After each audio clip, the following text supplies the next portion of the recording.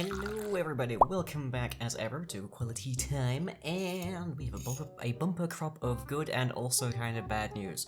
But let's start with the good ones, shall we? I have a sewing machine inbound, and it is a lot older than I thought it was, but it should be nonetheless magnificent. I've already got a first project for it pinned down so that we can get that done and out of the way, and I'll know how to hopefully use it for other things, mostly pockets, but we'll see. That machine in particular is a New Home 521 dressmaker, which if you don't recognize the brand, that would probably be because it was made somewhere near the early 60s at the youngest.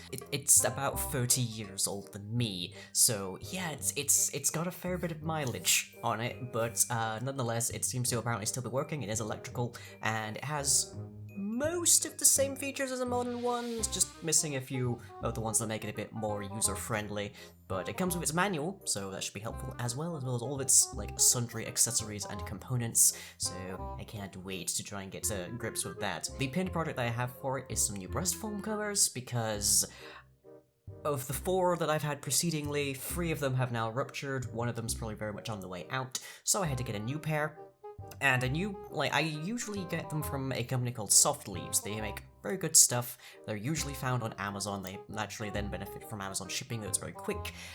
But they don't seem to have any stock of anywhere near my size currently, so I had to go to a different one, and for that I went to Breast Foam Store UK. Does exactly what it says on the tin. They cater to a lot of things, so it's not just breast foams, it's also other things if you want to try and pass as a different gender, that kind of thing. And they also do ones that you can wear at night, which is a nice thing, because that's probably why 3 of them have ruptured already. The bad side there, however, is that the new ones, the smallest size they have, is much too large. I'm usually a B cup, I'm pretty sure I've upgraded to a C at this point, so I don't have any covers that are remotely large enough for it, so I need to make some new ones, and that seems like a pretty decent one to actually start with as a fairly simple thing for a sewing machine to do. So I've got some fabric coming in on the day you're seeing this, and I've got a sewing machine turning up the day after, so yay! Maybe we'll even have a bonus stream of me trying to get to grips with the sewing machine. Who knows? That'll be awkward, but fun nonetheless. And now the bad news. Round about September, I was referred to the Gender Dysphoria Service of the NHS, and I was put on their waiting list, and then I didn't hear a single peep from them since September, so I gave them a call, and what I was told is that the waiting list for them currently, given that they are heavily in demand and heavily underfunded like every other part of the NHS, is 26 months.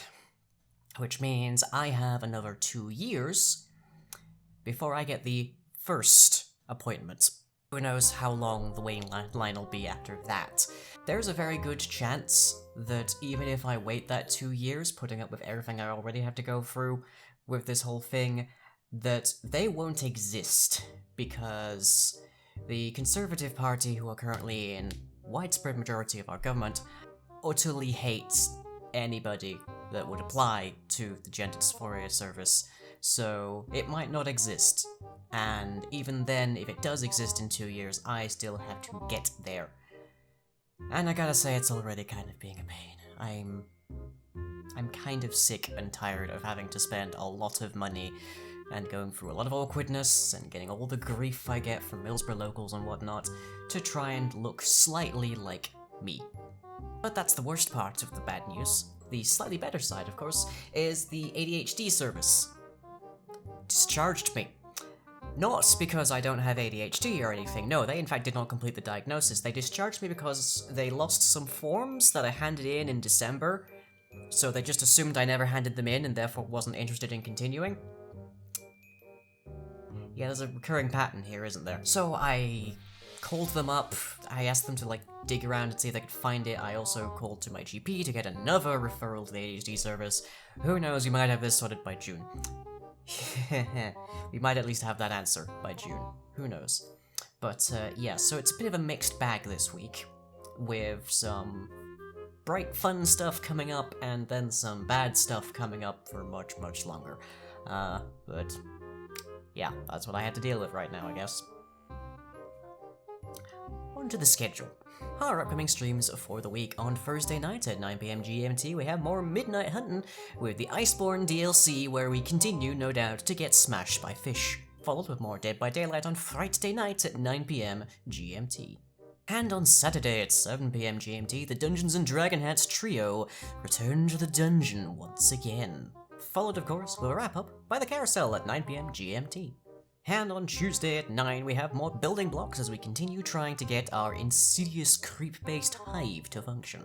And videos you might have missed. For the week, we have an episode of Dailies by Daylight, discussing the forthcoming changes to one of the game's most popular killer perks, and frolicking through the cornfields as Oni.